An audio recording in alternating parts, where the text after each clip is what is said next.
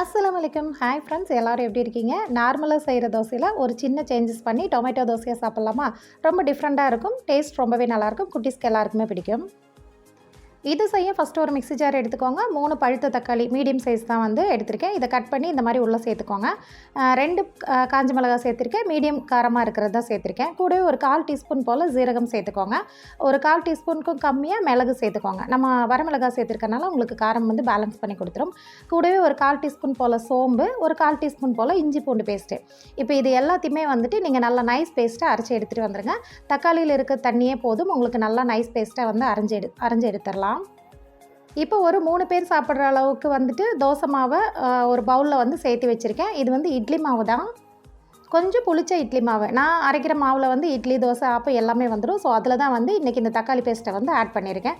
So வந்து பார்த்திங்கன்னா கொஞ்சம் திக்காக இருக்குது. இதுக்காக வந்து கொஞ்சம் தண்ணியுமே நம்ம சேர்த்திட்டு தோசையோட கன்சிஸ்டன்சிக்கு நல்லா இந்த மாதிரி வந்து கலந்து வச்சுக்கலாம். இந்த ஸ்டேஜில் நீங்கள் உப்பு மாவில் சேர்க்கலைன்னா அதுக்கு தகுந்த மாதிரி உப்பையுமே வந்து சேர்த்துக்கோங்க. இப்போ மாவில் உப்பு காரம் இருக்கா அப்படின்னு சொல்லி செக் பண்ணிவிட்டு கொஞ்சமாக ஃப்ரெஷ்ஷான மல்லி இலையுமே கட் பண்ணி சேருங்க. இந்த மாதிரி சேர்த்துக்கிட்டிங்கன்னா உங்களுக்கு ஃப்ளேவர் வந்து ரொம்பவே சூப்பராக இருக்கும்.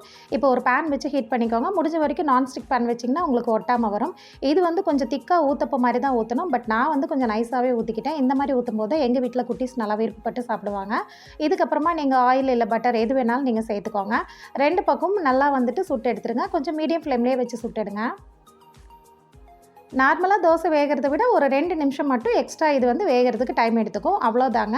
நமக்கு வந்து சூப்பராக நல்லா ஃப்ளேவர்ஃபுல்லாக நமக்கு வந்து டிஃப்ரெண்ட்டான தோசை ரெடி ஆகிடுச்சு.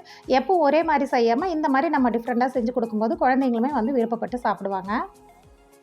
இது இந்த மாதிரி நைஸாக ஊற்றாமல் ஊத்தப்பம் மாதிரி கூட நீங்கள் ஊற்றி எடுத்துக்கலாம். நல்லாவே டேஸ்ட்டாக இருக்கும். மேலே வேணும்னா தேவைப்பட்டால் ஆனியன் கூட நீங்கள் கட் பண்ணி சேர்த்துக்கோங்க. இதுக்கு வந்து சைட் டிஷ் பக்காவாக இருக்கிறது பார்த்திங்கன்னா தேங்காய் சட்னி தான். பட் எங்கள் வீட்டில் இன்றைக்கி கார சட்னி கேட்டாங்க. கார சட்னி வச்சு கொடுத்தாச்சு. கார சட்னியுமே ரொம்ப ஆப்டாக தாங்க இருந்துச்சு. டேஸ்ட் ரொம்பவே சூப்பராக இருந்துச்சு.